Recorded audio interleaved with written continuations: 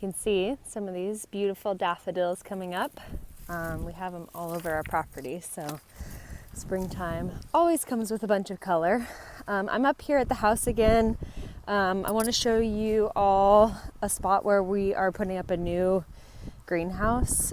It's not going to be a heated greenhouse, it's going to be passive solar, but we have outgrown our propagation space already, and with increasing the plant sale, we needed to buy another structure. So I wanted to show you before we put it up, and then you'll be able to see a little bit of the process, and then when it's fully operational.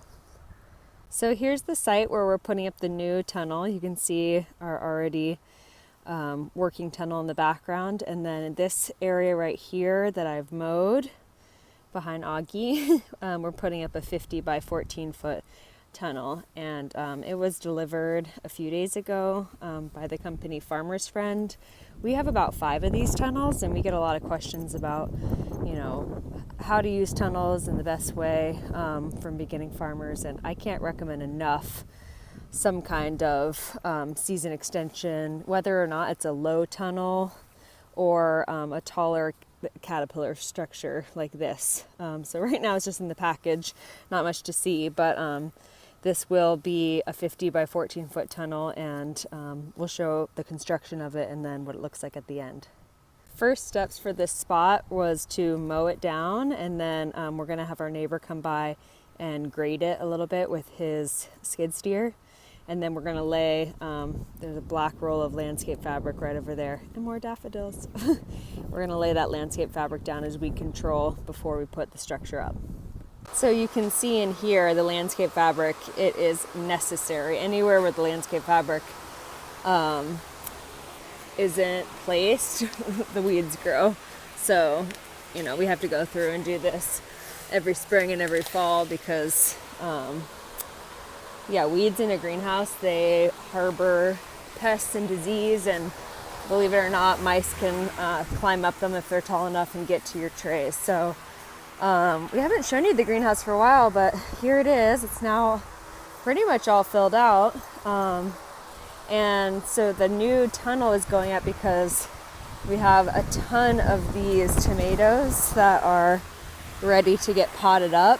You can see right now they're just in 50 cell trays. We started them out like this. Here's a bunch of tomatoes. And then we potted them up into these trays, and now they're going to go into 6-inch pots for sales. So yeah, you can see behind me too, there's a ton of them over here, and they're going to take up a lot of space. As well as we have basils over here, and then a bunch of peppers and eggplants that take a little bit longer, but they will also need to be potted up as well. And in the coming weeks, we'll be seeding cucumbers and squash and beans and different crops that take less time to grow than these long season crops. Right here is a bunch of kohlrabi that we're going to plant out, and then all of our lettuces and greens and everything back here. We've also filled this table up. So for the first time this year, I'm transplanting snap peas. So we have a bunch, I think there's about 30 trays of snap peas here that are going to go out, and then the kale, dandelion greens right here, lettuces, and some broccoli that doesn't have great germination, and leeks, onions, shallots. So we have a lot of stuff going on. We brought it out here mostly for space, but also these crops, they can handle a little bit of cooler weather and actually prefer it. This lettuce, you can see we seeded it when it was like 70 degrees, and in the greenhouse sometimes it can get up to 85, 90 without proper ventilation. So the germination was a little spottier here because lettuce seed goes dormant when it's too hot. So being outside when it's a nice 60-degree day like today is actually their perfect environment. And you can see in the background here, my tractor is now fully functional. I drove it up to the house and used it to mow. One quick word also on maintenance, not just for tractors, but for your equipment also. Make sure to check gearbox oil, to grease everything. This tractor has a lot of different zerks, Augie, don't. Has a lot of zerk, so you can see right here, you want to make sure you know where all the grease nipples are and that everything gets properly lubricated. And then our gearbox, I thankfully checked it.